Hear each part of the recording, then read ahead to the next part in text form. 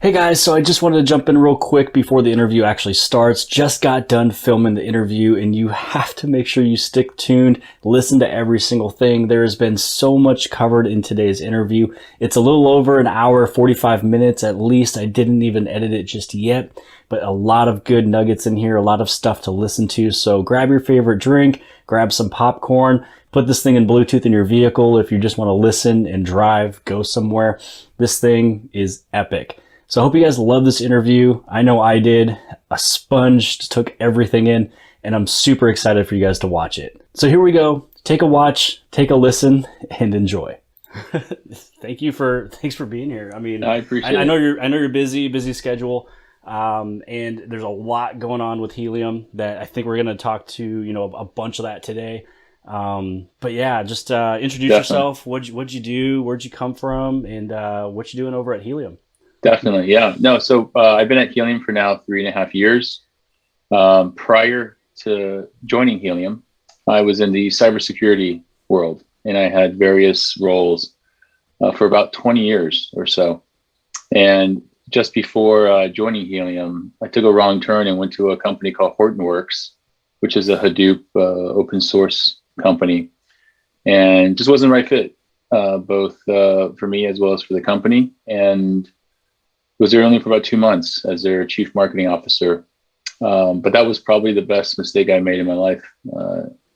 Could have been devastating, of course, but instead it gave me a chance to look at other companies, and I found Helium and met probably one of the most pervasive founders to ever live. Just Amir Halim's the co-founder of the company, along with Sean Fanning.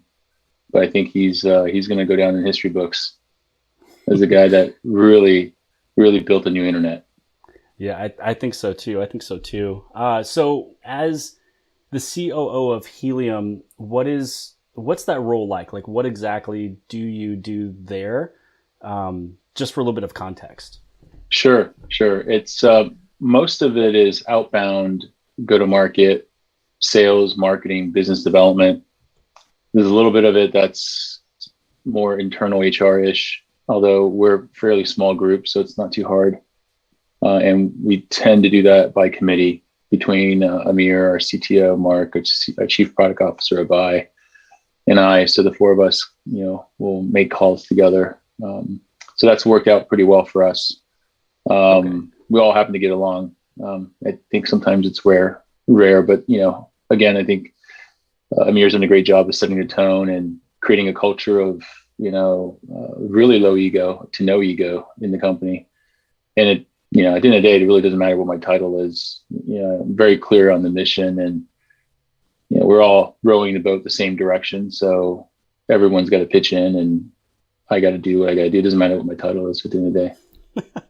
Good. I like that. I like that. Yeah. I mean, it's when you got a small tight knit group like that, it's like, you got to really just kind of do what you need to do. Really. Sometimes titles don't really matter as much. Yeah, no, definitely. So for question 2, if you can just give a quick explanation of just the genesis, like the beginnings of Helium, like kind of where did it come from? How did it come about? And things like that. Yeah, Helium has a very interesting genesis story, actually. It started about 8 years ago, so it's not a young startup. It's quite an old startup. And I know your viewers are probably, varies in age group. So for the younger audience, they may not have heard of a guy named Sean Fanning, but Sean Fanning is a legend. I mean, he started a company called Napster. And Napster is the reason why Apple iTunes is worth billions and why Spotify even is a company. Napster started it all with music sharing. And Napster basically went to war with the music industry and the intellectual property of music and so forth. So Sean Fanning is a guy that wrote the code, created the product called Napster. Amir Halim is a multi-time video game champion of the world. I think Quake 2 was where he dominated. He sold a couple of companies that built video games to EA Sports, or EA Electronic Arts, the game company. I think Amir was one of the guys that created 1942. So maybe some of the folks on your channel, I watch your channel, I've played that game. But Amir and Sean met because both were into video games. They were both into the video game scene and in that world. And Amir competed competitively. And so that's sort of how they met. And I think Sean Fanning loved video games as well. And so they kind of like had circles that knew each other, and somehow they met eventually. And when they were sort of together doing different things, I think one of the problems that kind of popped up, and for Amir and for Sean, they're both kind of that unconventional thinker, I would say. You know, they don't follow the path that's laid out. They like to think differently. And the problem at hand for them was, at the time, they had a bunch of friends starting IoT companies back in 2013. And a lot of these friends were saying, you know, it's really hard because one of the main problems of Internet of Things at the time was connecting to the internet, actually. Whether it's, you know, Wi-Fi in the home or Bluetooth or cellular, there was always some problem with one of those. Wi-Fi, Bluetooth are really short in range. At the time in 2013, Wi-Fi sucked, right? We all remember that, right? It never worked. You know, cellular certainly is out there, but it's expensive. And it's not just expensive from a data plan perspective, but it's expensive from a battery consumption perspective. It uses a lot of battery. And we all know this, right? We all have phones that we have to charge every day, right? Mm-hmm. It's because of the cell connection and the GPS, and there's a lot behind the scenes there that draw a lot of power. And so those two guys said, hey, why don't we try to solve that problem? Let's go create a way to connect to the internet that's like very open, very cheap, and it's ubiquitous. And so the company started on that premise. You know, Sean and Amir raised a bunch of seed funding from all kinds of investors, from Mark Benioff, who's a founder of Salesforce.com, to SV Angels. These are like classics seed funding companies like Digital Garage. And they landed a Series A led by Khosla Ventures. So Vinod Khosla has a reputation for being a renegade, a guy that also thinks very differently. And so he led the Series A round for the company. And the company's mission at the time, which is still the same today on how we raised the money, was, hey, let's go build an internet that's everywhere, that's low cost, and it's open source, right? And that's still the mission today. That's why we do what we do. The company then got funding, Series B funding from Google Ventures. And when Google Ventures led the Series B round, all of the Series A players followed. And we had like First Smart Capital as well in there. Munich Re is a large German-based insurance company, a reinsurer. They're also an investor. And so everybody just followed and invested in Helium. And I think through those two rounds, the mission was always the same. It was just sort of how do you actually achieve that mission was different. We took a lot of twists and turns along the way. We tried everything. We tried like going vertical. We tried, you know, building our own network. We tried building the application, then the network. And we tried every combination you could think of, and nothing really stuck. Nothing took off. It was just always a problem with like the buyer, like who's the buyer of the stuff and why would they buy this, right? And that was always the question. And then it was always, well, the network's is not big enough. Even if they bought into this application, the network isn't everywhere. It's not pervasive. So how do you do that? And that was always the nagging problem that we didn't know how to solve. Then Series C came around, which is the last round of funding. That was about 2 years ago now, probably, something like that. And prior to Series C, this is when I joined, just before I joined, I'd say, like Amir, Mark, our CTO, Bones, Professor, Jay, Raul, like these guys are like the creators of this Helium blockchain, all the technical folks. They sat around the office, and our office was in the dive in San Francisco on Mission and Van Ness. Basically, when you walk outside, there's either human feces or needles, like drug needles, just littered the streets. And it's sad. It's really unfortunate. There's people sleeping on the streets, and we had to like walk around them and walk through them to get into our office. Wow. That's where we started. And but we loved it. We all loved going to work because it's the people that matter, right? Doesn't matter what your office looks like. It was a nice looking office inside, just the outside was pretty bad, but we all loved being there. And the team was trying to solve the problem. Okay, how do you grow the network? And this was in 2017. So if you recall 2017, massive crypto run, and not just a run, like Bitcoin and Ethereum became household names. Like CNBC started talking about Bitcoin. My mom was asking me what Bitcoin was back in 2017. And so our engineers, we're not crypto people. So we're just sitting around, we're wireless people trying to figure out, hey, how do we build a network globally without having any money? And we, in fact, don't have any money. We're about to run out of money. So what do we do? Right? We got like a year left. This is our last shot. What are we supposed to do? And so the guys were drinking seriously like Oban 14, really nice whiskey. And sitting around the table, one guy, I think maybe it was Bones or something like that. He says, "What this is this thing called Bitcoin. Like it's everywhere. What if we could put Bitcoin into a hotspot or into a router? And what if we could do that and people that plug this in could then mine Bitcoin?" And we're like, "Oh wow, hey, that sounds like a good idea."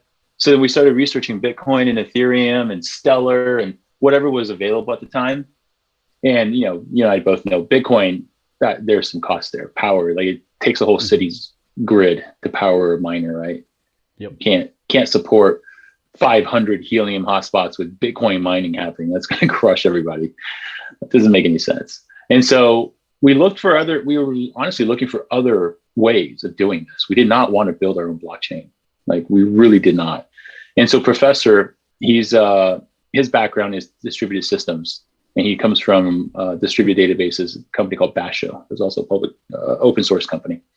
He didn't know anything about blockchain, and he said, "Okay, well, you know what? I'm going to just go and do some research on blockchain and see if I can create a blockchain." So literally within 20 minutes, he built his own blockchain. Took him 20 minutes. I know, it's insane. The dude's a genius. And it's not the Helium blockchain you know of today, but he had no clue what he was doing. He was just playing around. He's like, "Oh, it's pretty easy." It's actually not that hard to build a blockchain. It's just a really inefficient way of storing things. It's super inefficient, And he's just like, "Why would we ever want to do this?" And so we were really against building a blockchain just because it was inefficient and we had never done it before. So it'd be another hurdle we have to figure out how to solve. But the team really cracked down, and it's like 4, 5, 6 of them. They just started writing the white paper. Amir led the effort.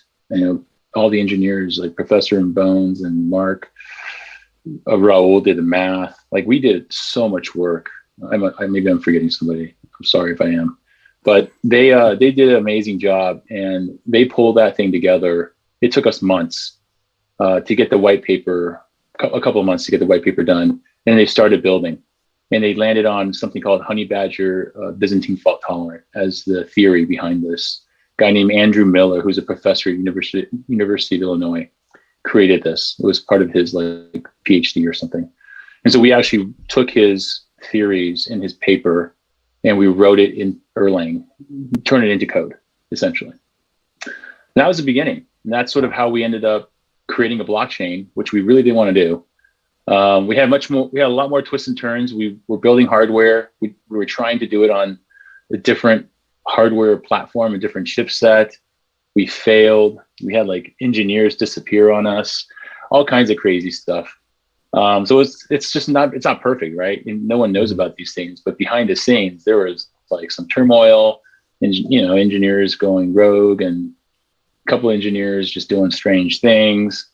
And somehow we ended up going with LoRaWAN, which is a SymTech technology that's also open source. And I'm really glad we did do that.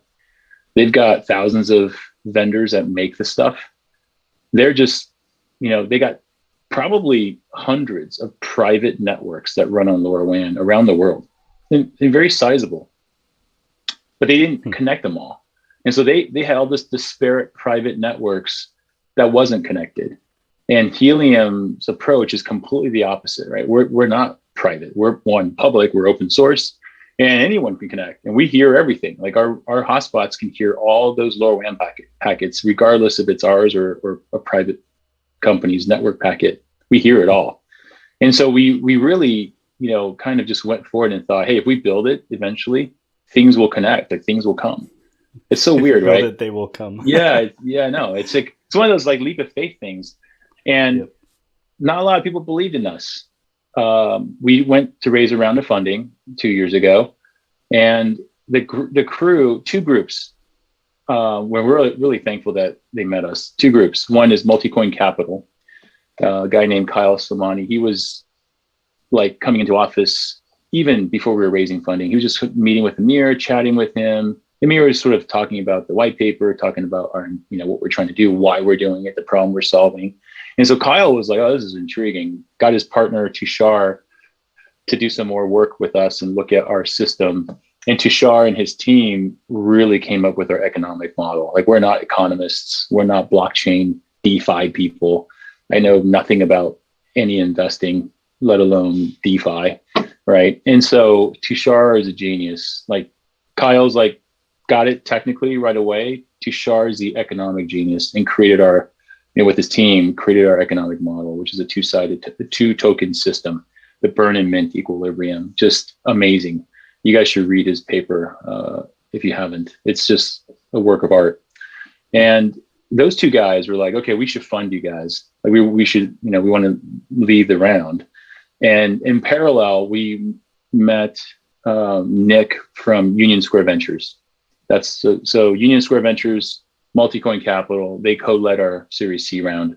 And so we got lucky, both with Nick at USV, Kyle and Tushar for Multicoin Capital. And now we are where we are today. Just a lot of hard work, a lot of building by the engineers. I think I was looking back in my Twitter feed, October of 2020, we hit 10,000 hotspots. What is this? April now? We're almost May, right? By the time you air this, it'll be May maybe. Yes. We're at So May 1st, we'll be at I don't know. I think we're already over 30,000 now, right? Yep. Yeah, I think we just hit 30,000 like just a couple hours ago. A couple hours ago. Yeah, it's insane. Yeah, it's insane. Like who would have thought that would be the case? Yeah, I mean, I got on, mid January, and I think I was like 18,400 something. Yeah. So I joined with 18,000 people. So we've already almost doubled since January. Yeah. And it's like, and then we got to talk about this, man, which is like availability of hotspots. It's like, it's berserk. I mean, it's so difficult to get hotspots from anybody. And I know it pains me because that number 30,000 hotspots live or whatever, that is completely underreported. Like what it should be at is over 220,000 hotspots. That's what it should be at. But due to supply chain issues, COVID, shortages on ASICs, the Suez Canal and the boats getting stuck, it's just a series of bad luck. And in the world of hardware, just so your viewers understand, it takes time to build hardware, from the chip to the board to the case to the packaging. Man, when you order something, it takes 8 to 10 weeks to physically build it. This is not like magical. Then you look at, why has Apple got iPhones everywhere? Well, one, they buy a crap load of inventory. They just buy it and hold that inventory. That's one. And two, they have a history. They can look at the past and go, oh, okay, we sold a gazillion iPhones last year. Oh, we'll probably sell a gazillion plus some, right? Easy. Well, we never done this before. Like who's going to buy a hotspot that mines the crypto HNT? And why would they? Like, I don't know. Like, why would anyone do it? But yet it's happening, right? And so I think the forecasting is getting better, for one, just so that your viewers understand. It's getting better. It's taking time because it just takes time to build hardware.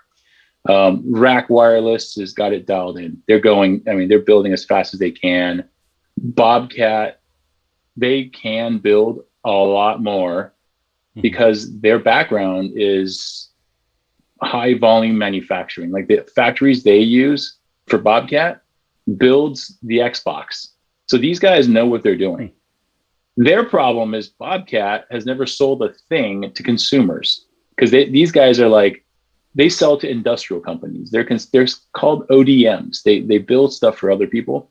They don't sell direct to consumer. And in our model, where it's direct to consumer, and Bobcat has to go and figure out how to do that, that's hard for them. They've never done it before, right? So everyone buying Bobcats like, dude, this could not be harder to buy a Bobcat. It's so hard.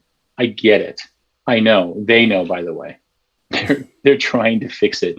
We're telling them how to fix it. By the way, we made the same mistakes as all these guys when we were selling the Helium hotspots. That's why we don't do it anymore. It's just ridiculous. So be patient. If you're buying rack wireless from Coucha, they'll come. It's just, everything is backlogged. If you're buying a Bobcat, please read their directions. It's like 35 steps. I know it's annoying. Read it and then read it again. Don't get it wrong. There's details in there. And if you mess it up, it may not work. So please just read. And I know everyone hates reading. I'm guilty, but you've got to read those directions. Yeah. And I think, I mean, this would be, if I could just throw this in real fast, is I believe they added in to where it's USDC, USDT only, so it can actually be processed quicker. They also added in a chat bot, so there'll be a bot that comes up on the screen to help if you have any questions. Everybody needs to know that you need to make sure that the transaction fee that shows, every platform is different, but whatever that fee is to send it, just make sure that what is supposed to be sent is being sent with the fee. And then also make sure that it's the actual bobcatminer.com website. So if there's one that's Bobcatminer 300, that's a fake scam. If you look at bobcat.org, it's also a fake scam. So all the real links will be below the video inside the description. They actually emailed me today to let all my viewers know about those other websites. So yeah, the direct links are on helium.com website, as well as the links below the video, just to make sure all the correct links are clicked on. Definitely. And I just gotta please, whenever you're selling, you're sending crypto, make sure the address is the correct address for that currency. Don't send USDT to a USDC address, and don't send a USDC to a USDT address. I've made that mistake before. You'll lose it. It's gone. Poof. Right? Me too. Don't do that. Right? That's my advice for folks. Read.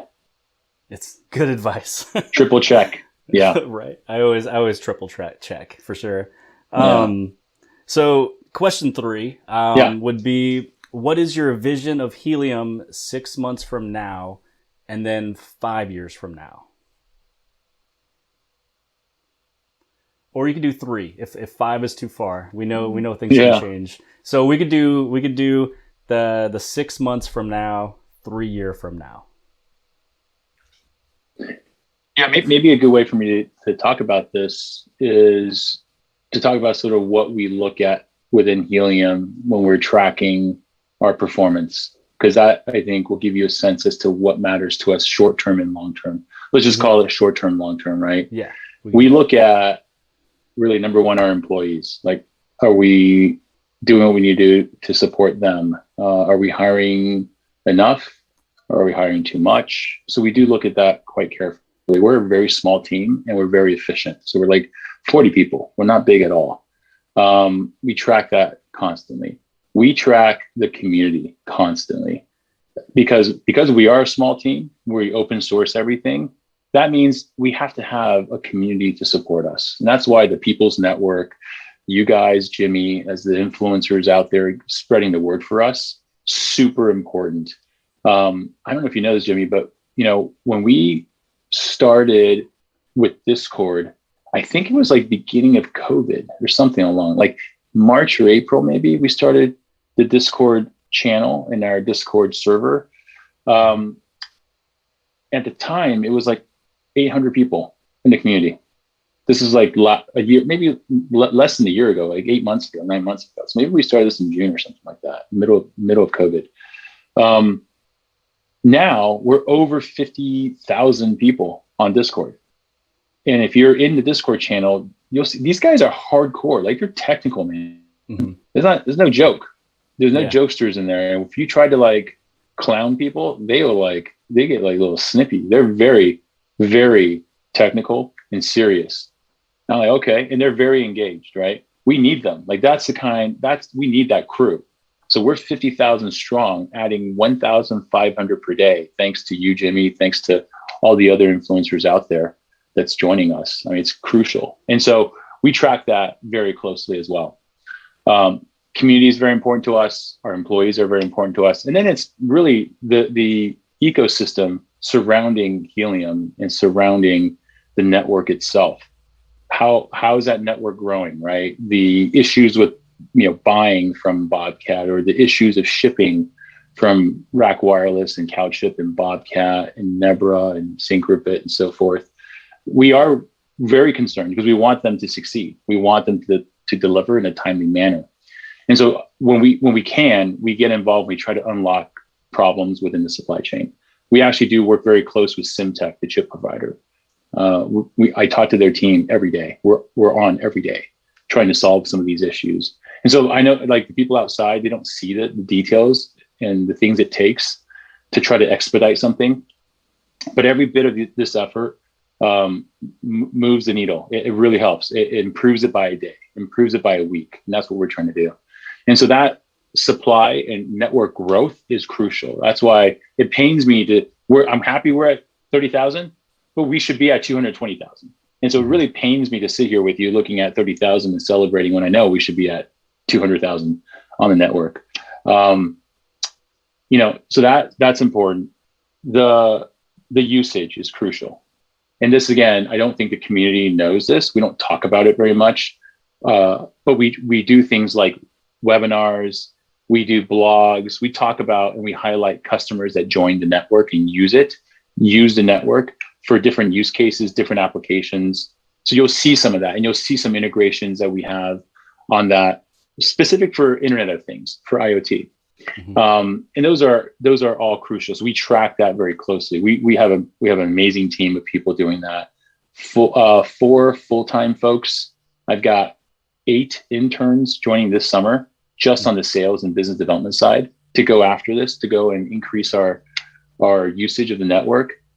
These are all college kids. They'll get to learn about IoT, learn about crypto, get a foot in the door in a tech, and we get workhorses. It's a symbiotic relationship, right? And obviously, we hope they love Helium, and we want them to be a part of the network as well.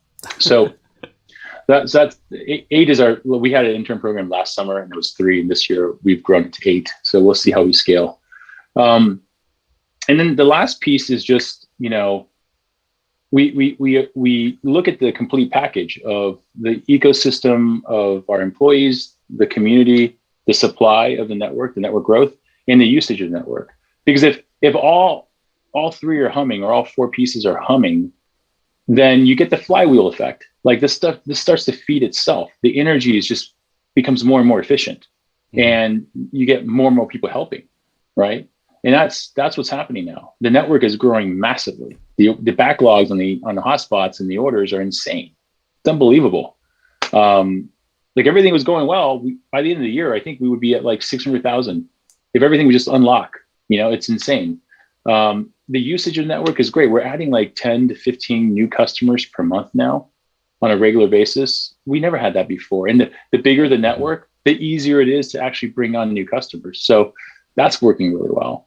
And you get a massive community of 50,000 on Discord, not to mention like all the other channels we have, Twitter, and you guys as influencers are helping us with like YouTube and TikTok. I mean, I think we're like closing in on about 150,000 to 200,000 people now, just very involved with the Helium community from all angles. So those are things that we look at short term on a day-to-day basis. And, when you start thinking midterm, long term, what's next? What's our vision? I think we've proven to certainly ourselves and in the community that what Helium has created in this blockchain is truly a unique incentive that is the only incentive of its kind that can start a wireless network creation model without a whole lot of money. It's pretty cheap and simple to do. And that hasn't been done before. And I think that incentive that's underpinned by the blockchain is truly unique. And it's something that can be applied to all wireless networks. And so you saw that released with FreedomFi yesterday, the day before. Time, I can't even tell time. It's like things just 2 days ago. Yep. 2 days ago, we crushed their website, guys. Good job.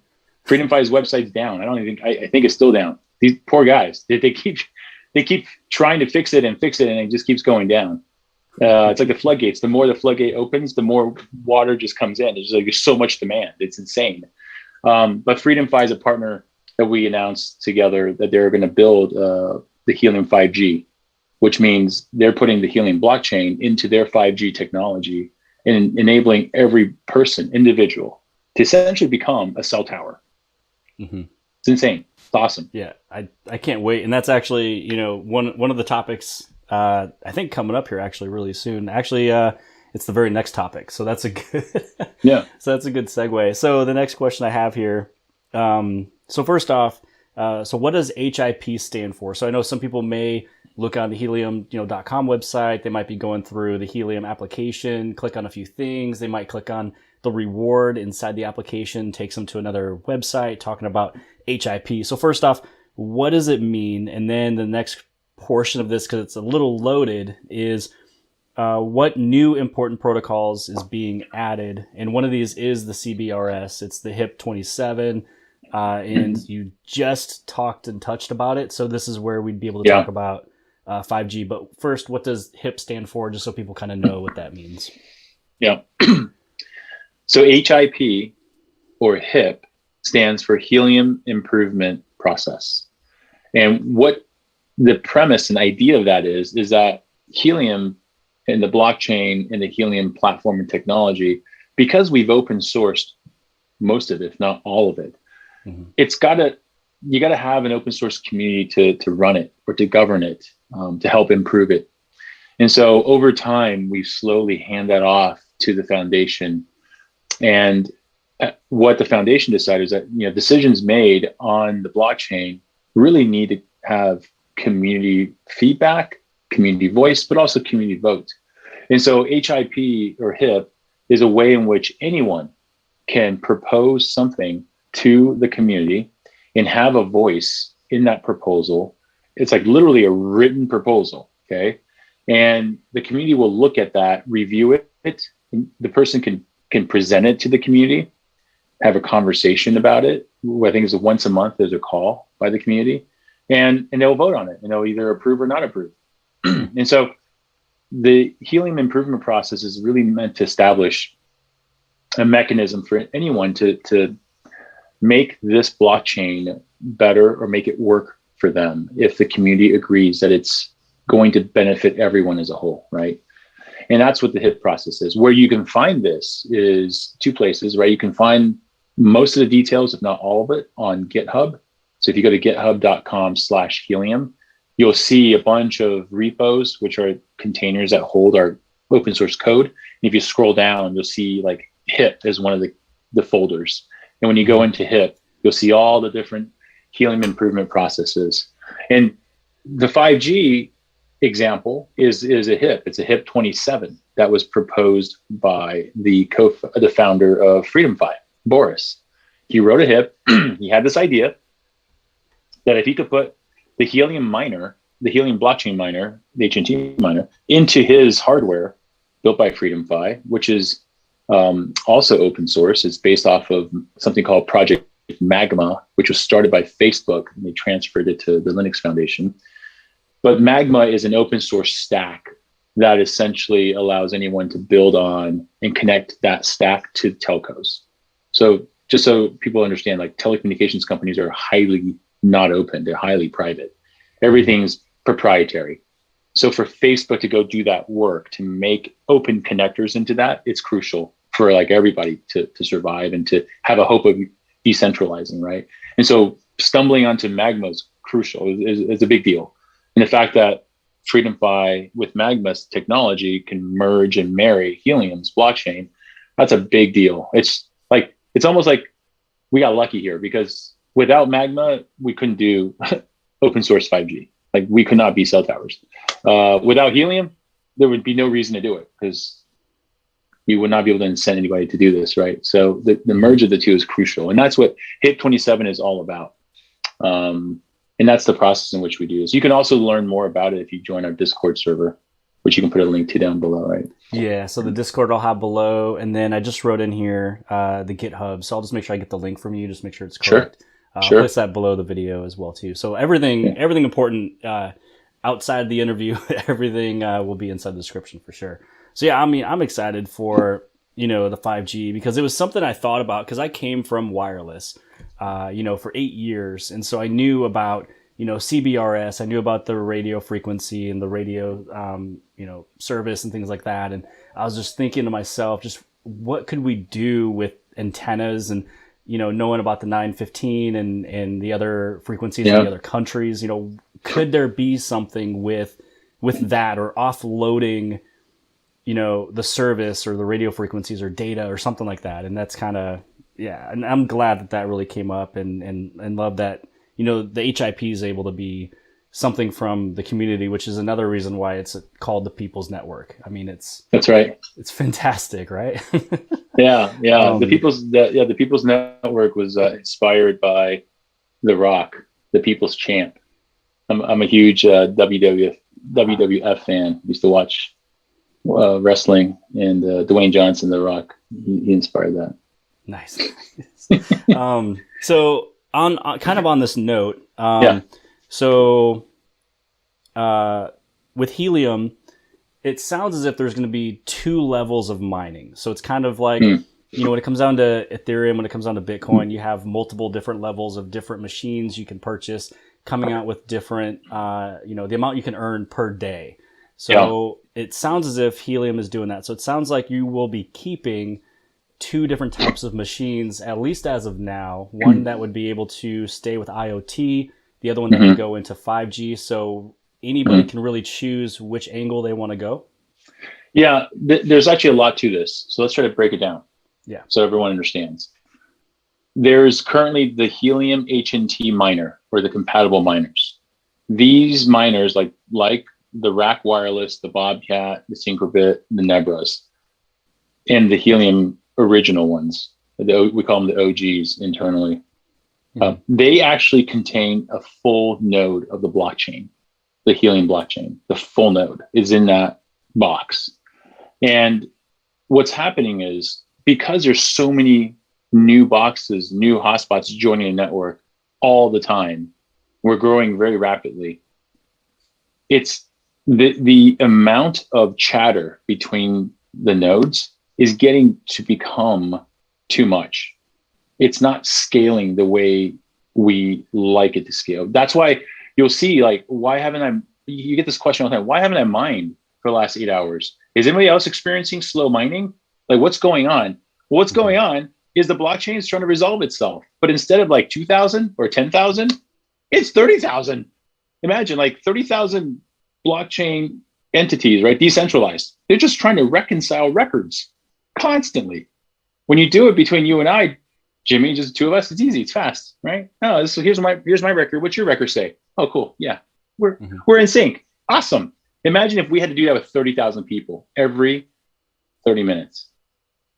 Dude, that's what's happening, is that things aren't able to resolve fast enough every 30 minutes because there's too many people involved. Too many cooks in the kitchen. We're all going like, hey, my record's not matching your record. Wait, hold on. Let me update my record, right? This is what's happening between all the hotspots on the network. So we have to make a fundamental change, Jimmy, and that's validators. That's another HIP, right? I don't know if we're talking about that, but we should. I think it's HIP 25. I can't remember which HIP it is now. Let me pull this up. They're going to kill me. I messed it up. I had 25. I was going to say cyborgs and they kill me. No, I got it. HIP 25 is validators. What validators are, guys, right? I explained, right? Too much chatter between gateways, right? And the chatter is like proof of coverage chatter. Like the chatter could be, oh, Jimmy sent Frank some HNT, or Frank sent Jimmy some HNT. That's all chat. That's all recorded, right? And that's just chatter. And so what's happening is that's just too much for 30,000, let alone, remember, I want this to be 220,000. That's like insane. Mm-hmm. Validators have to happen, because what validators will do is it will alleviate the pain from the network, allow it to perform as we expect on a consistent basis. That means you're mining every 30 minutes. You don't have these spots where it's like not mining for like hours, right?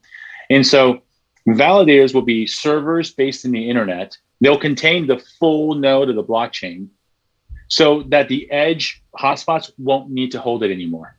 The hotspots will just go and check with the validator. Like, hey, hotspot says, hey, I see something. This is what I see. Let me hand it off to the validator. Siri. Hey, let me, my watch Siri went off, but let me go check, and the validator will tell me what the right record should be.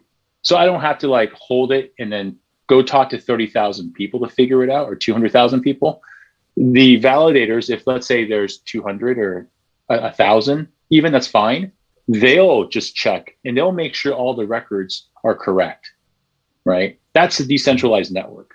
And so having a layer above the hotspots called validators in the cloud that will constantly perform at the level that we need it to perform and be able to reconcile records at the speed we need it to do, then all the miners and all the mining would be like on schedule. You know what I mean? That's the best way to like think about it. Yeah, all right. For sure. So, right. So if we have that, right, validators that hold the full node, the edge IoT miners, the old, Helium HNT miners are doing its thing with witnesses and challenges and all that stuff. And they're updating records and sending it to a validator to update. Great. So now what about the Freedom 5 5G or any kind of compatible 5G mining?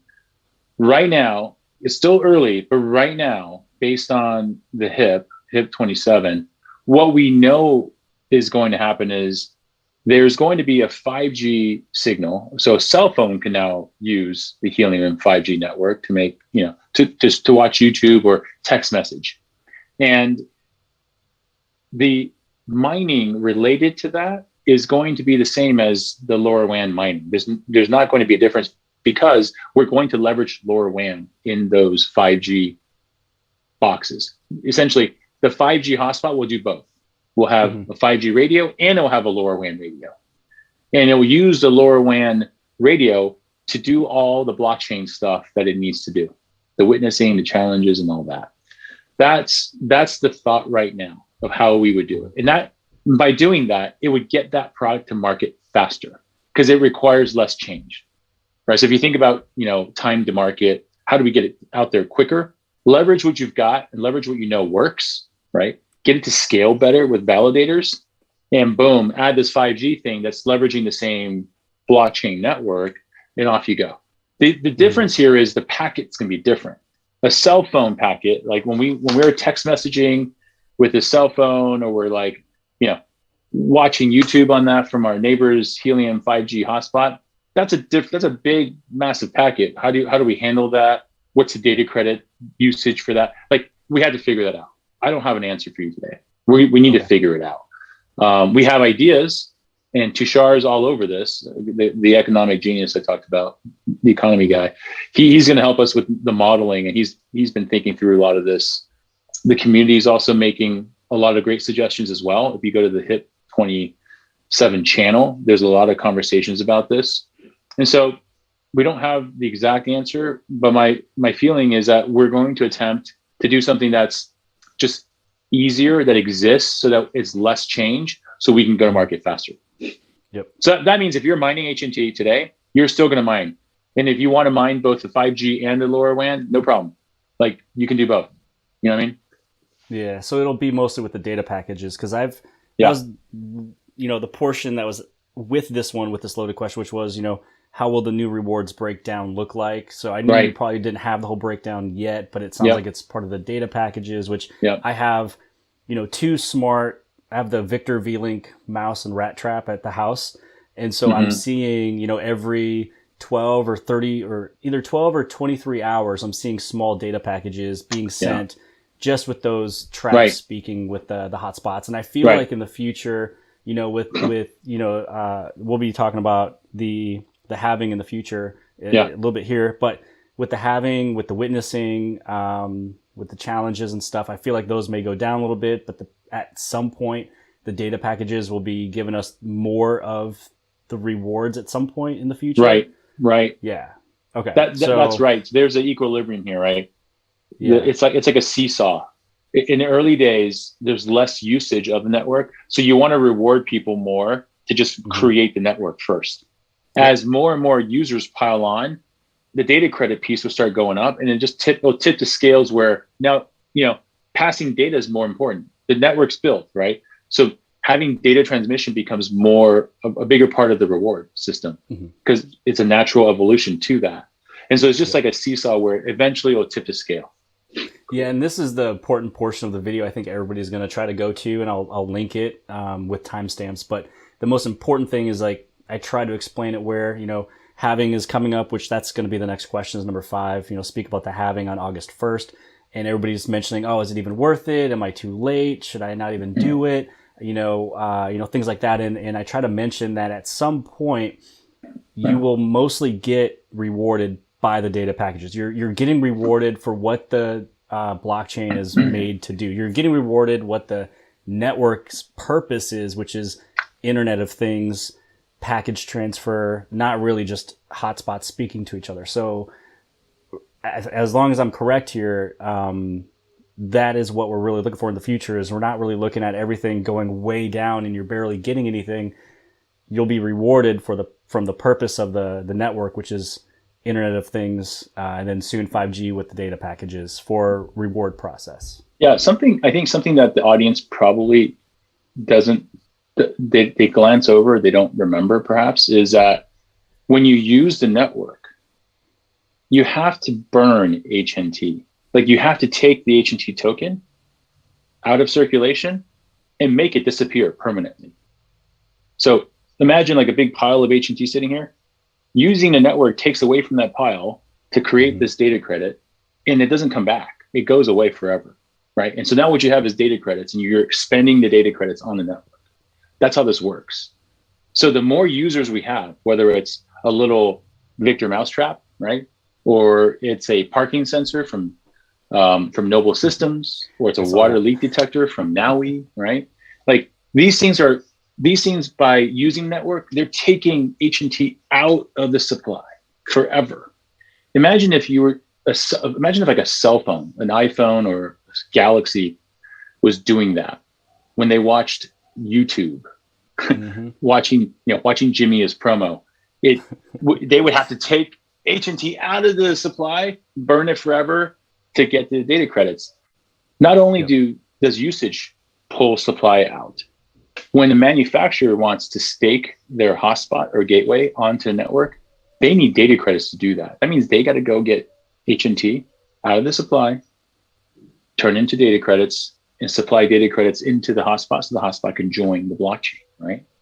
So these are all things that put a lot of pressure on HNT supply. We talk about halving. The mining supply goes in half. Okay, great. Now miners have less. There's more usage taking away. Every time a new hotspot joins the network, more HNT is getting taken away forever. Your supply of HNT is like dwindling, but there's need for it. It's useful. Right? It's a utility. People need it. Yeah, and I think the key here is it's useful. Like the HNT is needed as a part of how you use the network, whether you're watching YouTube or you're sending some mouse traffic, or you're trying to stake a validator on the network, or you're trying to put a new gateway, a new hotspot, a miner on the network. Those all require HNT. It's just how the system works. So the utility is there. It's incredibly important to use the HNT to go build a network, and that's how this works. So I would suggest people look at the mining. We have a bunch of documentation online. docs.helium.com talks about mining, talks about the economic model. It's very important to actually dig into that and understand how this works. Yeah, I mean, I'm excited for it. Yeah. I'm really weird. I get goosebumps, if I hear a good song, and I get goosebumps if I'm in a good conversation. So, without getting too close to the camera, it's there, man. Thank you, man.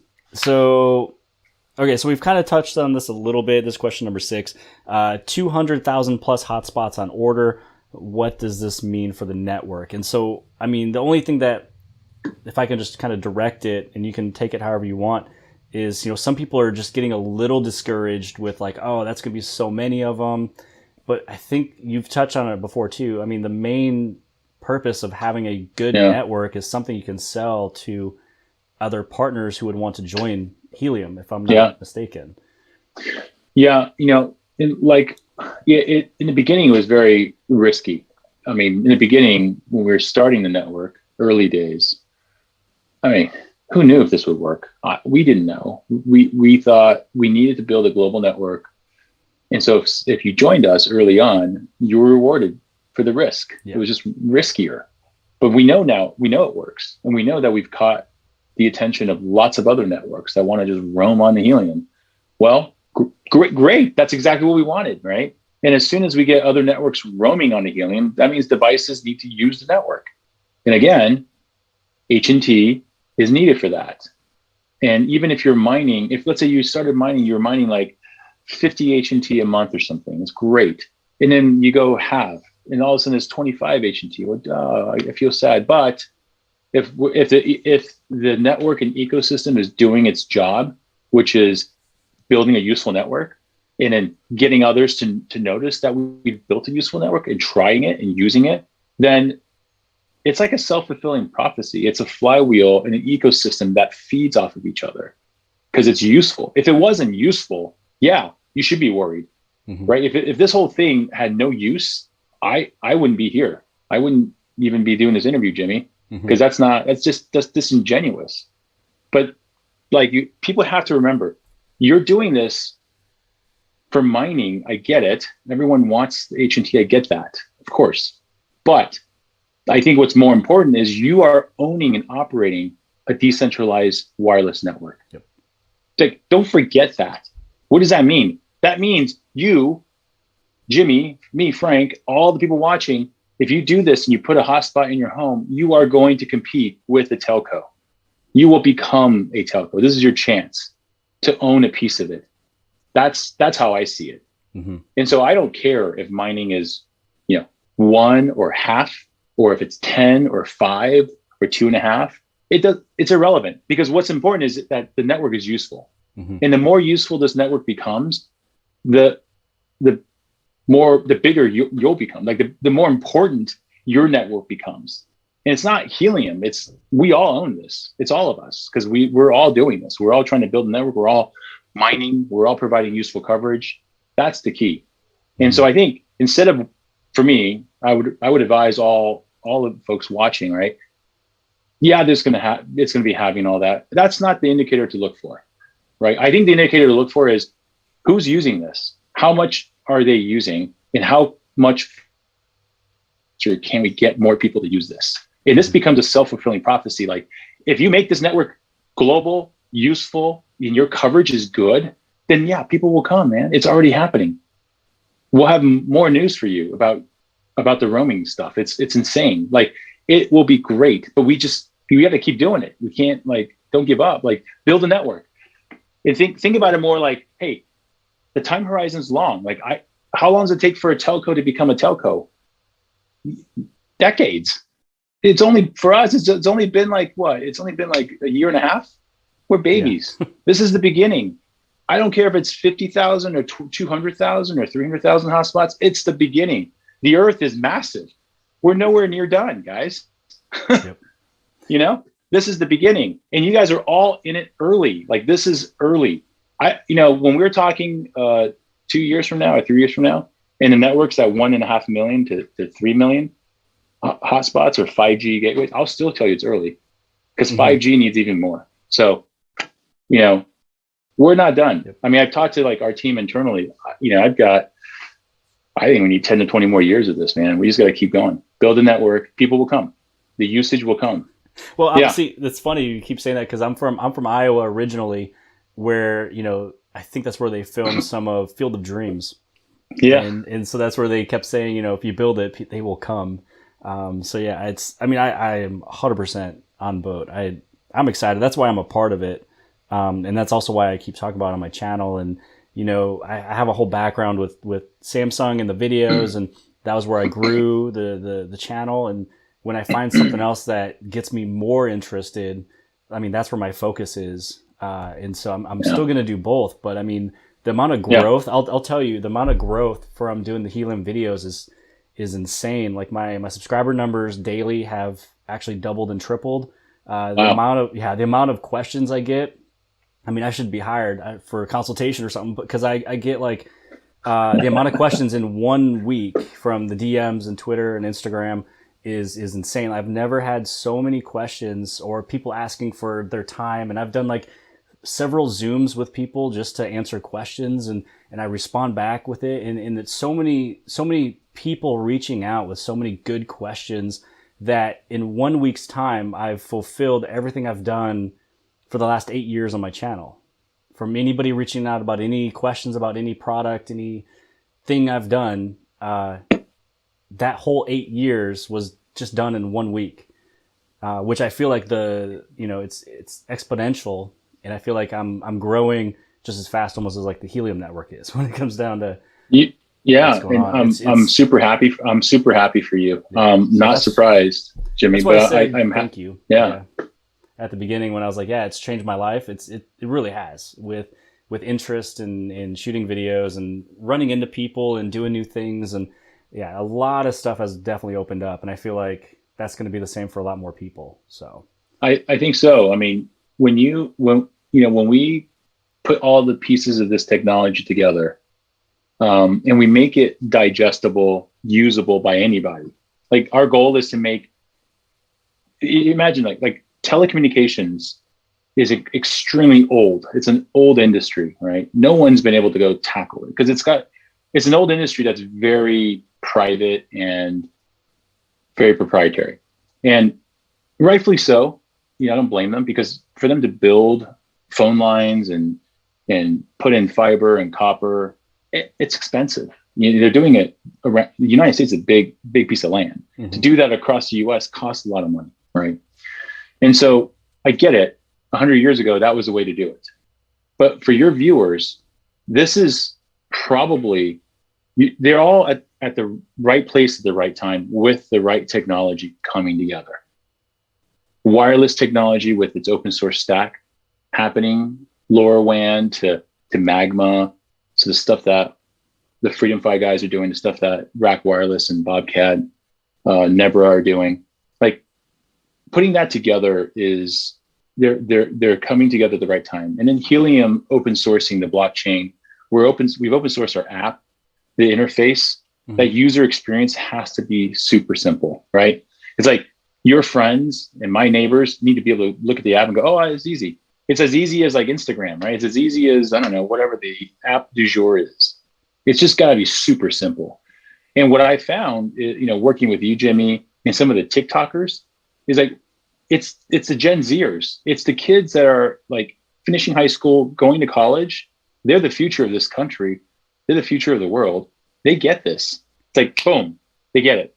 Wait, I get to be a telco? Sweet. Like, yep. Why wouldn't I? Of course. But they, so we've got the right generation with the right technology, the right combination of open source, which was traditionally very complicated. And the fact that we've made it brain dead easy so that it's as easy as using TikTok. All right, this should be on fire. And it is. Right? This flywheel should be like going nuts. It is. Things are going warp speed now. Dude, I love it. Yeah. Let's see. So next question. This is question 7. So reward process. How will Helium? So how much Helium rewarded monthly goes for the miners and the VCs, and then how is this going to change over time? So because I know that some people may know that there's 5 million HNT a month. Where exactly does all the 5 million go, and does that slightly change year after year? Yeah. So in the beginning, when we first started the blockchain, in the first hotspot, that was the Genesis block. That's when the first token was mined. So we're very different from other crypto projects. We did not like pre-mine. The term is called pre-mine, where we created 1 trillion tokens out of thin air, and then we unlock it slowly. We didn't do that. We actually did the reverse of that. We're like Bitcoin in the sense where the first miner mined the first Bitcoin. The first Helium hotspot mined the first Helium token. And in that Genesis block, we defined for our investors and the founders how they would be rewarded for the work that they're going to open source and give away. And that reward system is baked into the blockchain. So you mentioned 5 million per month. There's a cap of 5 million tokens mined per month. There is a cap on the supply, 223 million in its entirety is mineable, essentially. And in the 5 million per month, in the very beginning, 35% of the 5 million was distributed to the founders and the investors of the company, of Helium. And each year, that percentage goes down by 1. So we're now in year 2, and so it's now 34%. Next year, it'll be 33%. And it keeps going until you hit 15%. And when it's at 15%, it stays flat to 15% until the mining zero. That's how the reward system works. And so the founders and the investors, we didn't pocket any tokens in the beginning. That's like crucial. We didn't say, oh, let's just make up a number like the US government. Let's print $3 trillion and keep half of it and let the others mine the other half. We didn't do that.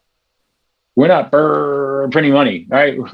We said, let's tie the mining directly to building the network so that this has incredible utility. It's incredibly useful. And it has a shot of becoming a fully decentralized network. So we had to do it that way. But that also means that the investors and employees and founders, we didn't get anything. We didn't get anything. We're just like everybody else. We didn't like, we're not like pocketing a bunch of tokens and, hiding it. We don't have any. We have what we have. We have what we have from the distribution model that we created, right? The 35% of mining rewards, which aligns our interest with everybody else's interest. People want to mine cryptocurrency. We want a network built, right? We both win. Everybody wins when it happens. We get a network. Everyone gets tokens. We're all happy. That's how the system is built. No one has more or less than anybody else. Yeah, I like so that. We try to be as fair as we can. Yeah, I mean, I think it's fair. I mean, I don't feel there's any other better way to do that. Okay, so question 8. How many partners added to the Helium network so far? And so I watched an interview with you speaking back in January, and that was when I was like, I really want to have you on my channel because I want to know updated since January. So I believe last year you got quite a few. I believe in January you got maybe 10. Right. And I guess I was just curious on any partners you're working on at the moment and how many you've added in 2021.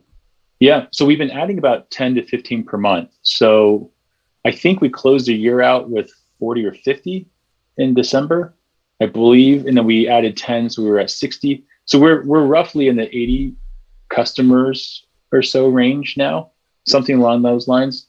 And you're using one of the bigger customers we've added, Victor Mousetraps, right? I think you've even caught a mouse already within hours.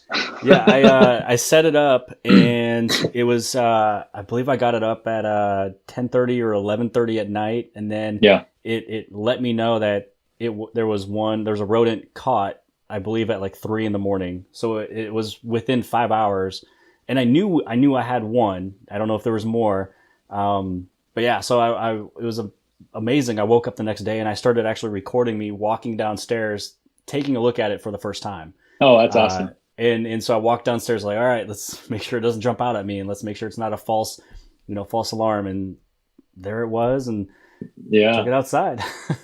I mean, it's fantastic. I mean, I understand the fact and the usage and using Helium to notify us if something is used and caught. And, I wasn't really into getting the, aggressive swing arm all the way down, hurting the thing. So going to something that would not only do it humanely, it was able to notify me, so then I wouldn't have to wait a couple weeks to notice, there was something there, or I would prematurely just keep looking at it when there's nothing there. So the fact of, if it's a massive company that has a big building with 15 floors and you're able to identify which floor it's on, which room it's in, and you can know exactly like, this building, room 15 on the second floor has something, without them having to manually look at all of them, is brilliant. Yeah, I'm excited for that. Yeah, and Victor's a fantastic product. Woodstream is the company that built it. They're the guys that invented the mousetrap, and they figured out how to make a better mousetrap, literally a better mousetrap. The Victor mousetrap, they've had it for a bit. I think they've had that product for a year or two, but no network until Helium's expansion was big enough. So now that the ecosystem and all the community have really gone out and created this network, Victor can see success in this now. That's like a huge example, again, of the usefulness of this network. Victor Mousetrap is perfect. It's a great technology that would not work if there was no Helium network. Mm-hmm. Without the people's network and everyone becoming essentially a cell tower, that thing won't work, because it needs to connect cheaply, right? It's a mousetrap, for Christ's sake. Why have a data plan? The hell, mm-hmm. Right? Makes no sense, right? So that's a great one. Airly is another one. Airly is a air quality sensor. I don't know if you remember, but like last summer, parts of the country were on fire. Maybe most of the country. It was insane. Yeah. And air quality becomes a real issue. Like, should you go outside or not? Should you wear a mask or not wear a mask? Because breathing in particles in your lungs too much probably bad for you. I'm no doctor, but doesn't seem like a good thing to do. Well, if you had air quality sensors out there telling you the AQIs and it's severe or really bad, then don't go outside, or prepare yourself before you do. That's also a sensor that needs a low cost network that's everywhere. And then we've got some pretty cool use cases that I really like no-will system, especially in cities where parking is difficult. So in LA, there's a neighborhood in LA called Huntington Park near Huntington Beach. The public parking system structures now all have these little, I want to say pucks. They're like hockey pucks on the parking spaces. That's all LoRaWAN. And they're just talking to Helium hotspots and telling the digital displays if there's parking or not parking on that level. It just saves time. Everyone's always fighting for parking in cities. I don't know if that's a problem in Kansas City. It's a problem everywhere else. In cities, if you go downtown, yeah, right. Yeah, especially during football games. Yeah. I love that. And then the last one I think that's crucial is water as an application, water management, water leak detection. So a company called Nowi has a really smart water sensor that checks boilers and water heaters for apartment complexes, even toilets. And we found this to be true globally. Water seems to be the most precious resource that we kind of take for granted. Mm-hmm. We don't really talk about it, but there's a finite supply of drinking water, clean water. And if we just let it leak away and evaporate, that's a shame, because we may not have that water forever. And so water conservation, at least ensuring that your boiler's not leaking, your water heater's not leaking, your toilet's not leaking. I mean, that's wasted water. Just if you can prevent that, right? That's half the battle. And the rest is everything else related to the environment. But water management is crucial in every single city, in every town. We talked to so many companies. That's been the number one application for a network like this, is that we make it so that a water sensor in any apartment complex, anywhere on any floor, like your mousetraps, just connects and it just works. Super cheap, runs on battery for years, and you don't need to think about it or worry about it until it alerts you. Right? Mm-hmm. Chimes your phone. All of a sudden, what's going on? Oh, there's a water leak on, third floor, room 22. Well, great. Go fix it. Yep. Yeah. And I mean, it saves a lot in damage as well. I mean, water damage is pretty massive. Definitely. Definitely. So this one is, I think we kind of covered some of it, but I guess if you can just like sum it up in a quick way. So, how would you respond to those that are on the fence or not fully understanding Helium? So it could be in the sense of, why do it, support it, or I'm on the fence, I don't know if I should get the miner. Yeah. I think fundamentally you have to ask yourself a question, which is, do you want to own and operate a cell tower? If it only costs you $400, like, would you want to do that? Yes, it mines. There is an incentive tied to it, right? There's certainly some excitement about that, but that's not the end game, right? Mm-hmm. That's just an incentive.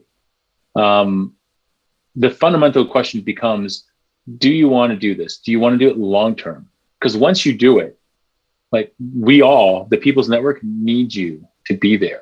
Like, you can't just do it and disappear, right? You need to keep doing it. And like anything else, it takes commitment. Learn about it, watch YouTube videos from Jimmy. Like, you got to learn how to maintain and operate a network, because that's what you're going to become. You're going to become a cell tower. And so how do you do that well? And the better you do it, then the more rewards you get. And it's just like anything else in life, right? No different. And so you'll see on our Discord channel under antennas, I mean, there's some rigged out antennas, some souped up systems, right? People on roofs, people putting up like massive towers and putting antennas on top. I mean, there's some hardcore people out there, but that's awesome, because those are the folks who are committed long term, and they get it beyond like the incentive, right? Mm-hmm. But the incentive gets you going, but they're committed because they want to be an independent cell tower. They want to provide roaming services to AT&T and Verizon and get a cut of all that, right? Why not? Why? This is the People's Network, right? This is the right type of technology at the right time with the right audience and the right need to do it. And so I think that's fundamentally what they should think about. Forget about all the other noise. I know there's a big crypto component to it. It's exciting, but dude, crypto is like very volatile, man. It goes up and it goes down. Who knows? Honestly, who knows? I don't even know. Like, I'm not a crypto person. I appreciate it because it gives us the ability to create networks that we're very specific. Like, this whole thing is very, very specific to the utility of creating wireless networks, using the people, like leveraging the people, right? So that everyone owns it. You got to decide that. Is that for you or not? Because if it's not for you, then don't do it. I hate saying that, but if it's not for you, it's okay. It's not for everybody. If you don't want to do that, you don't want to manage and operate a network, and you don't want to offer roaming services to large telcos and get a cut of that, you don't do it. It's okay. I mean, if I can go do something else, there's lots of stuff out there. Exactly. If I could put an antenna in my house that I place, that I can look at, that would help the service of my phone throughout the house. Yeah. That's the end game for me. Exactly. Yep. Bingo. Yeah. And I think, and that's why, Jimmy, we try to make this super easy. We try to, like, Helium, when we first started with the Helium hotspot, I don't know if you ever got one of those, the white one with the black ring. Like, we try to make it look cool, right? The app, I mean, our engineers that built the app, like Bones and Coco and the team, man, it's beautiful. Like, the app is beautiful. We try to make it as easy and as intuitive to use. Our North Star is always like, hey, could my mom operate this thing? Like, will she know what to do? Like, we try to simplify complex technology into like super simple, processes, like intuitive. And we're like really trying to strive to be like the iPhone or the Apple of tech. And we want to be like the Apple of crypto, just super easy, because we do want everyone to say, gosh, that sounds intimidating. I don't know if I want to operate and maintain a cell tower. It just sounds like mind-blowing. Like, I would never thought I want to do that. But then they see the product. Oh, that's a cool looking product. Oh, check out the app. Oh, it's so intuitive. It's not that hard. Right. If we can get there, bridge the gap of technology, make it super intuitive. Our hope is that everybody's moms are like, oh yeah, I never thought I could do it, but I can. Right. That's the point. We need everybody. I like that. Yeah. Okay. So question 10, this is one that I kind of added in a little late just because I actually merged two questions. And this is one that, I thought of. It's something that a few people have brought up and asked me in past questions. And it's when you set up your hotspot, you assert the location. And so I know that mine are usually, they're always accurate within 50 meters, 100 meters. You always want to be within the 50 meters. Yes. But when people notice other locations performing fantastically, can people spoof or mislocate for personal benefit without the actual benefit placement for the network? Is there actions in place for that? Has it already happened where you can't do it anymore, and to make sure that it doesn't happen in the future for spoofing, basically? And this question is a good one because it's related to people who've been trying to game the system or cheat the system by not actually putting a hotspot where they claim it to be, but it's just like a pile of hotspots in their like living room or in their bedroom or in their closet. I would say, early days, we really struggled with that. It's a very hard problem to solve. But having said that, the blockchain system itself has gotten a lot smarter since the early days. It's learned quite a bit about what signals, how signals really operate. It's really physics driven, and how to interpret those things in a way that has high efficacy, that, hey, this is actually legitimate, or hey, this is actually cheating. And so our anti-cheat code and our anti-gaming code that's in the system, that's built in, is learning. It's a learning system. And I have to say, it's done a fantastic job with its efficacy. We don't want to penalize people inadvertently, right? Mm-hmm. And so that's gone really well. I think it's a never-ending battle to stop cheaters. Cheaters are cheaters, and they're smart, and they're going to constantly come at us. I fully expect it. But we have a bunch of smart people too, and we're focused on anti-cheating and anti-gaming. So stuff is built in, and once you develop things that are built in and it's able to learn over time, you might be able to game the system for a little bit, but eventually you're going to be weeded out. And so it's already in there. Okay. So all you cheaters, beware. All right. So we've actually kind of touched on this a little bit, but there's only one portion of it that I kind of want to focus on. So this is question 11. It was pertaining to continued growth. So does Helium have room for growth for years to come for the use cases, the partnerships, the network? Competition is a big one. And then miners. So I was looking for the word adaptability. I was looking for how adaptive is Helium when it comes down to, really, we'll talk about the last couple because we already talked about everything else with partnerships, network, things like that. Yeah. Competition and the miners themselves. People were curious if the miners would need to be replaced, need to be updated. And I've personally actually been asked to show something off that is a competitor of Helium, for which I'm not interested. So what is your adaptability for the competition and then the miners if they need to be replaced a few years? Let me talk about the competition first and then talk about the miners. Mm-hmm. So when it comes to competition, I have to say, like a year and a half ago, I don't think Helium really knew what our role was, other than building a network and getting a bunch of people to do it with us with this incentive model. We didn't really know, like, well, what are we going to do? Like, what's our role in all this?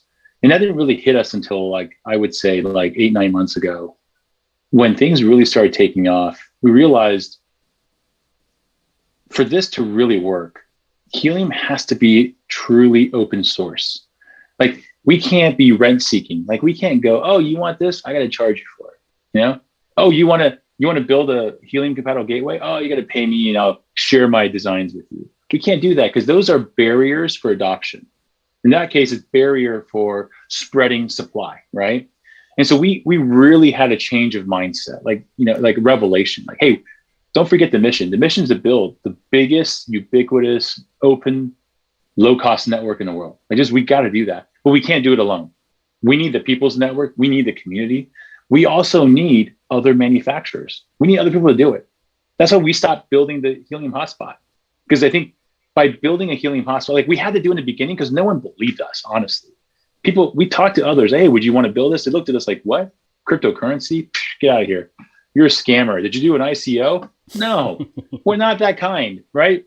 but no one believed us. And I don't blame them because of all the bad rap that happened early days in 2017. But we really kept trying. We said, look, guys, we might have to build a hotspot to get started because nobody believed us. And we just had to do it. But once people believe us, we should stop and we should open source it all. Like we should just stop building it because we don't want to compete in that business. But there are others that are good at it. That's what they do, is build hotspots. Let them do it. Like give them everything they need. Help them along, right? Like our app. I don't think in the world of LoRaWAN, there's a consumer-facing product and app that's that slick, that intuitive and easy. We probably could have kept it and like charged people for it, but we didn't. Again, we're not competing. We want everyone to do this because we have to make it frictionless, right? We have to make everything buttery. Don't put up barriers, right? That's the mindset shift. And so that's not how we make money. Like we can't do that. So, okay, open source the app, make it available for all of the manufacturers, especially the LoRaWAN folks and the LoRa folks who haven't sold to consumers before. Like, imagine like, I hate pointing Bobcat out like this, but imagine if Bobcat had built an app also for consumers. Dude, no, right? Let's give them the app. It's cool, man. Like, let's do it for them, make them successful, right? And that's been our mentality. And that's really helped us, I think, see the light on all the other components, like working with Victor Mousetraps, making the onboarding to use the network very simple and open source. Like we have something called Helium Console.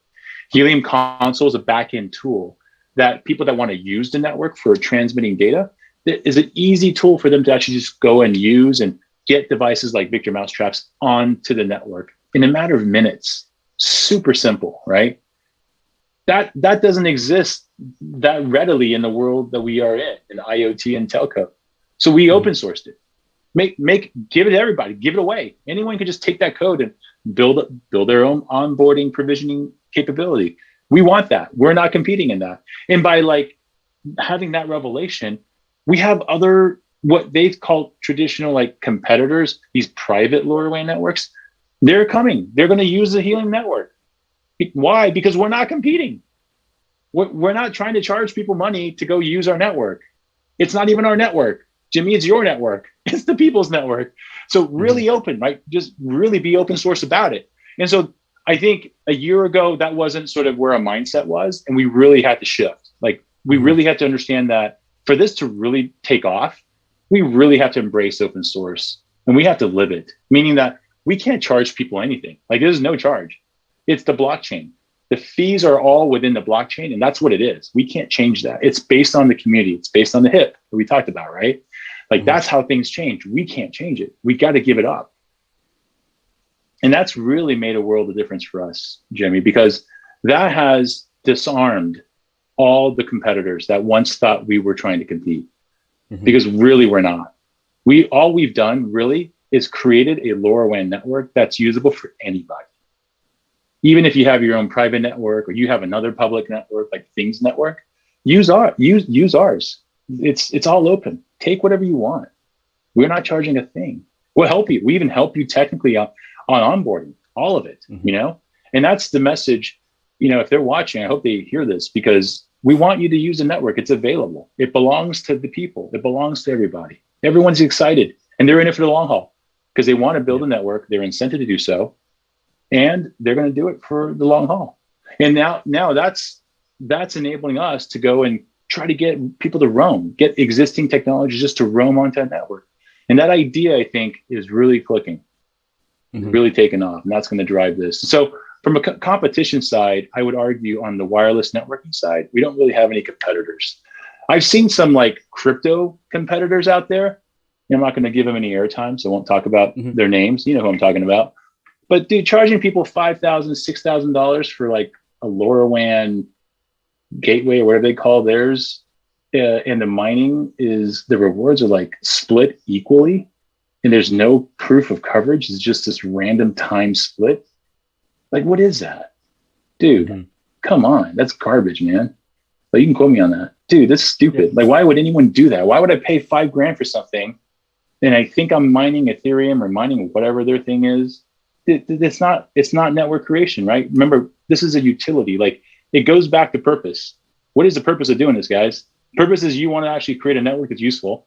And the better you do it, the guys with the towers and on the rooftops, the more you earn. Like you put the effort in, you make yours more useful, then the more you are rewarded. That's just like, I don't know, what is that? That's fair. That's just how it is, right? But unless you've got a true purpose and your system and your incentive model is built for that purpose and it's digestible and it's like you can read the docs and it's open source. I mean, I just look, guys, people have ulterior motives. Everyone does, and just be careful and just read the stuff and get educated and make the right decisions. Okay. And then so for like the miners, is there any type of updates these would need to have, or people are just wondering like if they would just crap out after 5 years for continuously running, things like that? Yeah, some of the old miners have SD cards in them. That's the only part I would say could crap out. Everything else is sort of electronics and probably there's no moving parts really. So I don't see it crapping out, but SD cards, by the way, guys, are solid state memory.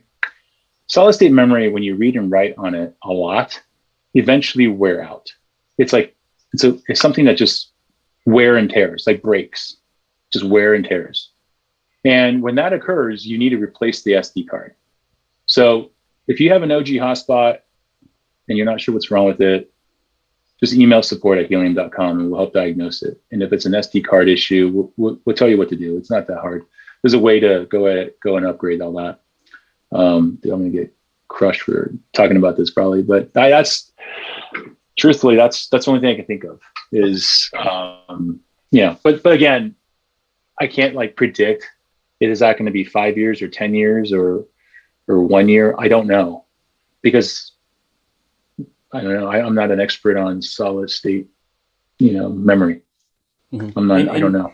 And really, when it comes down to SD cards, with my years of experiences, it's really depending if you're moving that SD card, from something that is this powerful to something that's this powerful to this powerful, and as you move it from phone to phone to phone, the internal storage is getting so much quicker, faster than what that SD card was, and that's what corrupts the SD card and makes it spin too fast. So if it's in the same machine, it shouldn't really crap out like what the micro SD cards did with, let's say in Samsung phones. If you bought it 2 years ago, if you put it in a brand new phone from today, it would be toast in 5 minutes. Oh, I see. Yep. Yeah, I mean, no one's moving SD cards in the Helium hotspot, hopefully. Yeah, for sure. And the machines are staying the same, so they'll be okay. Well, you know what? The other thing is the plugs. Just to be I'm just super transparent. The plug, the outlets, the plug. If you find that you have power problems, it's not powering on, check the plug, because those are just random plugs you can buy on Amazon or AliExpress or whatever.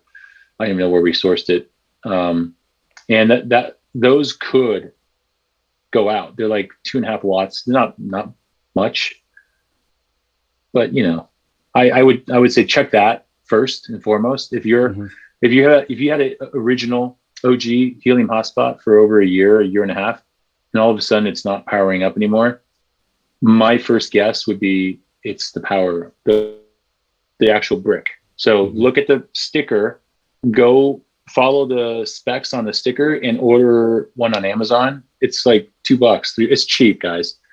If you want, email support to make sure, and they'll tell you if it's okay. Get that, exchange that, see if that fixes it.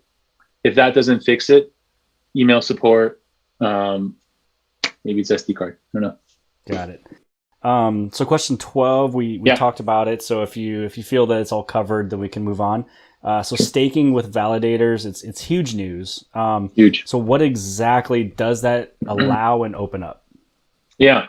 So I think the best way to think about this is staking on a validator removes a lot of processing work away from the hotspots and into a cloud server to store the entire blockchain. And that, by the way, if there was an SD card issue, that solves the SD card issue, because the OG hotspots won't need the blockchain on the SD card anymore. It won't. You'll go and look it up on the closest validator server, right? That's the genius behind all this. I can't wait for the validators to show up, guys, because then you'll stop emailing support because I just caused a freaking support storm probably. but that's important, right? So imagine like I said again, 200,000 hotspots trying to talk to each other all the time to reconcile the records goes away. Moves it to the cloud with servers that are beefy, right? And they're predictable and they're connected to the internet on fiber, and they're talking to each other. And it's not 200,000, it's like 200 to like 2,000. I don't know how many, right? Whatever. At least it's not 200,000. So it's a lot faster, it's more predictable, which means your mining is better. So validators are crucial for all of us because the mining will be on time. No more like, hey guys, anyone else notice the mining hasn't happened in the last 2 hours? I hate it. I hate not the question. I hate that happens, right? Mm-hmm. So we all want validators, please. Yeah. It's on testnet right now. They're doing a great job. All the volunteers on testnet, thank you. Without you, we wouldn't get it. This would not happen because all the stuff they've been doing, the testing is incredible. Mm-hmm. They're breaking it all the time, which is what you want. You want it to break in the testnet, not the mainnet. So question 13, and then we just have 2 more left. So any plans to make the network more decentralized than it is now? Yeah, great one. So there's a foundation today, Decentralized Wireless Foundation. That is the foundation that is taking custody of all of our intellectual property. We open source it all. They are the custodians of it now. They are the custodians of our community. And they drive the governance and the regulation and the votes. They like put together the rule sets for all of that so that the community feels like they can be involved all the time. More needs to happen. And part of it is Helium migrating more of it to the foundation. The other part is the foundation staffing up accordingly so they can take on more. And that's just a process that we're going through. It's going to take some time. It takes time to hire the right people. It takes time to move, a function from Helium to the foundation. So that just takes time. I would expect to see over the next 6 months a lot of changes where the decentralization of the blockchain itself, of the intellectual property that we've created, that we've open sourced, you'll see a lot of rollouts that's happening. I'm kind of tipping some stuff here, hiring on the foundation side. They're staffing up, moving all the components. You'll start to see a lot of that in the next 6 months. Let's see. This is a journey. I'll tell you that so far. There's 2 questions left, and this is no problem. A journey that I am enjoying. So question 14. This is just, we dug so deep with so many things with this. So this is really something that's a little bit more fun. So what is the biggest tip or the biggest knowledge nugget about Helium, the miners, antennas, placement? Just one thing that you can share with everybody. One little nugget of anything that you want. What would you say? Yeah, I would.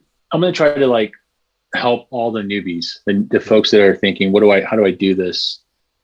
In the world of signals, radio waves, all right? That is the thing we're dealing with here, whether it's 900 megahertz with LoRaWAN or 3 gigahertz with 5G. I know these are terminology, it's a lot of terms, a lot of technical terms, but in the world of radio waves and signals, and you can Google this, the best outcome, the best results are always higher and unobstructed.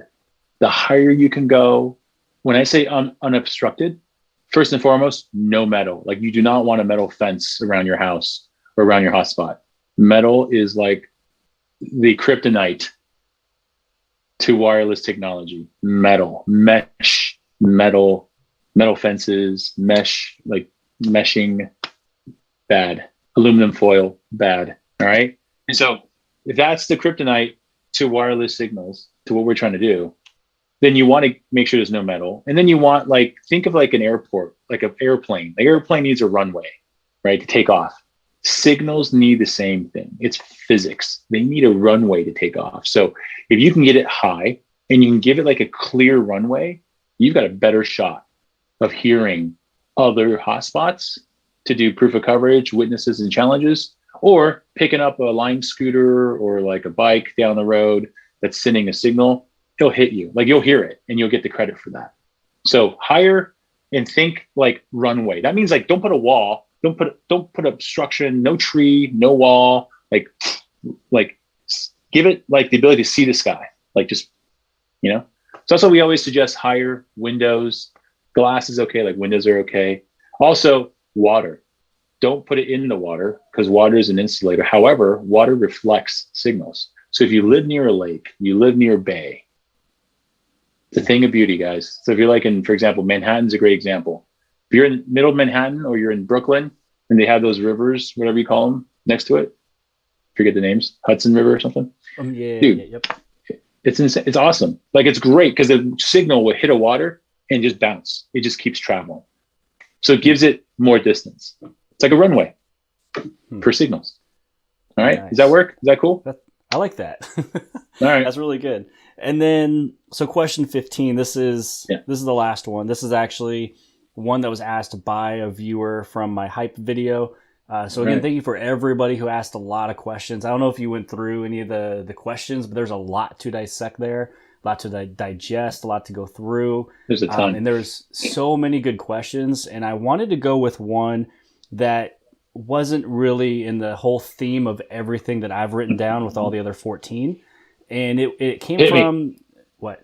So it came from Nicodemus Robles. I've already emailed. So he knows that he won. So thank you for the question. The question is, if you're able to go back to day one of the project, what's the biggest thing you would do differently? That's a great question.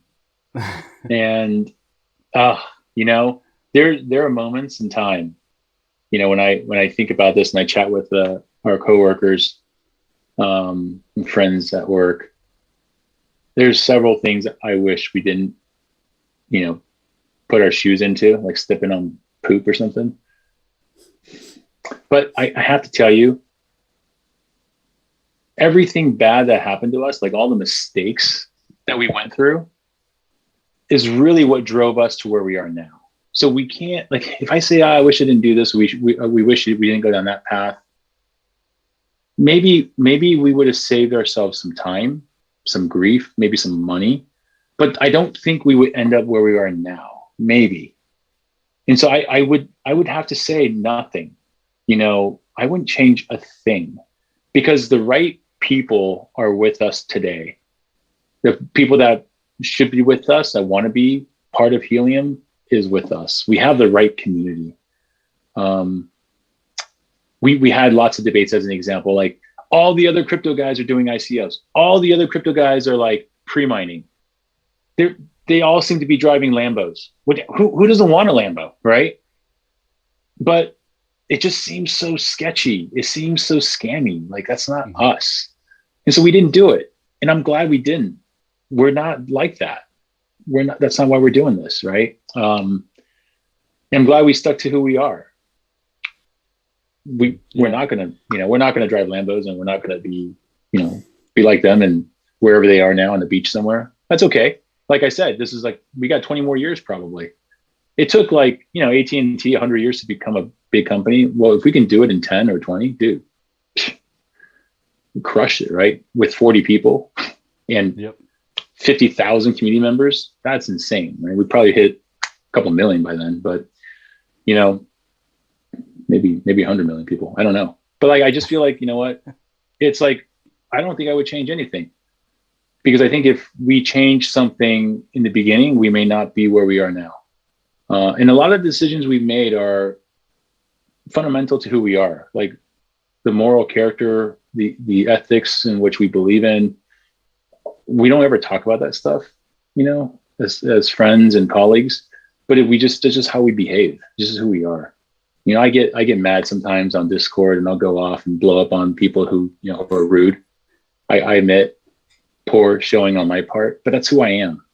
I get very passionate about what we do, and I don't like it when people are rude to us or disrespect us without like checking their facts, without checking the data, right?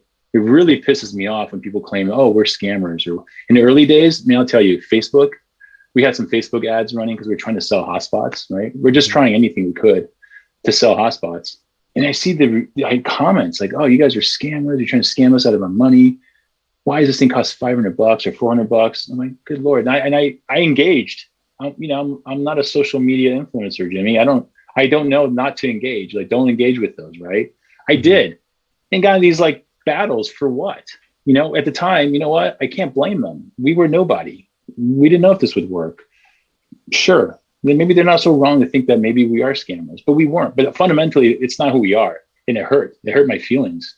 I shouldn't have let that hurt my feelings, but it did. And I made those mistakes of making those comments and fighting with them online. Is stupid. I regret doing that. That's probably the one regret, if anything, is blowing up on Facebook comments or Discord. It's not who I am. I'm sorry. If you're rude to me, I should just let it go. If you call us a scammer, I should let it go. But man, we're not. And it pisses me off when people do make those claims without doing their homework and there's no facts behind it. You just like to say stupid things. They really that I'm getting angry even talking about it now. Yeah. Welcome to the internet. Welcome to the comment section. I try to stay out of it. I go in it just to make sure that everything's fine and see if there is anything good. But a lot of times you just gotta move on. It's the comment section's crazy. And I just want to end this one. This is the closing. I just want to end it with something that just came to my mind before we came on, which was the names. Where do the names come from? I feel like it's a rap generation, like a rap name generator. You know what I mean? I'm like looking at all my names of my hotspots. I'm like, where is this coming from? Like, yeah, this is so cool. I think this is Bones' idea. Bones is one of our developers. I call him a designer because it's beautiful. He develops beautiful things. He's not a designer. He gets upset when I call him that. So if he watches this to this point, he'll hear it. Right. But what he did was this. He thought to make it fun, like in the beginning, like instead of just making it hotspot 1 or hotspot 2, hotspot 3, every hotspot has a unique address on the blockchain. And so when I say a unique address, it's like a hexadecimal thing. It's like 0xh545. It's just long numbers, right? So instead of showing those numbers, because our goal was to make this so that our parents, like a mom and dad, could install this. Dude, they're not going to know what the hell a hexadecimal address is, let alone be able to write that thing down. So Bones had this great idea. Why don't we take the hexadecimal or these unique numbers, the strings, break them apart because they are unique, and assign them 2 adjectives and an animal name. 2 adjectives: big blue bird, right? White, stingy eel, like random names, right? And he thought if we did that, and it's randomly generated by the blockchain. If we just built that in there, it's kind of a cool like thing. Like you have your own pet, like your hotspot's like your pet, essentially. And everyone is unique. And if you had a little pet, you might care. Like you might just care more about it. You might be more engaged and more involved. And so that's the whole premise behind it. Just give it a cool, 2 cool adjectives and an animal name, and maybe you'll be happier with it. Like I use the analogy of Tamagotchis. When I was growing up, there's this little keychain. It's from Japan. And it's like a little egg, and you had to push buttons and engage, and it would hatch from an egg to like a little chick. Yep. And then you have it on your keychain, and it just kind of live with you, and they would chirp and stuff. It's like a little Tamagotchi, but it's a Helium hotspot. So that's why it's. I love it. Yeah, I'm glad you guys enjoy it. I love it. People love it. It's your pet. It's part of the family. Then you care about it. Well, yeah, I thought it was hilarious. I mean, when I think of where all mine are at, I can imagine and visualize the name at that location. So yeah, yep, it's definitely working. But yeah, that's it, man. I mean, this, like I said before, it was a journey. It's been a good hour, 50 minutes. Jesus. But anyways, thank you so much for being here, answering all these questions. I mean, it was 15 questions. And I mean, I'm a sponge soaking it all in. Hopefully everybody else liked it as well, picked it all up. But thank you so much for the time and to be here on the channel. Hey, my pleasure, Jimmy. Thanks for having me. I hope to be on again. And when I look at your sign next time, it's probably gonna be a million subscribers behind you there. I hope so. I'm sure it's gonna happen. I hope so. Thank you. So. Thanks for the chance to tell our story. All right. Thanks, man. I appreciate it. Well, thanks everybody. If you guys do appreciate this video, give it a big thumbs up. Write any questions, comments below the video. Hit the subscribe button if you haven't already subscribed. Make sure you guys check out helium.com. I'll have all the links below the video inside the description if you guys are interested with, anything that we talked about. A lot of the docs, a lot of the information will be below inside the description. I'll make sure it's all there. But outside of that, I'll see you guys later.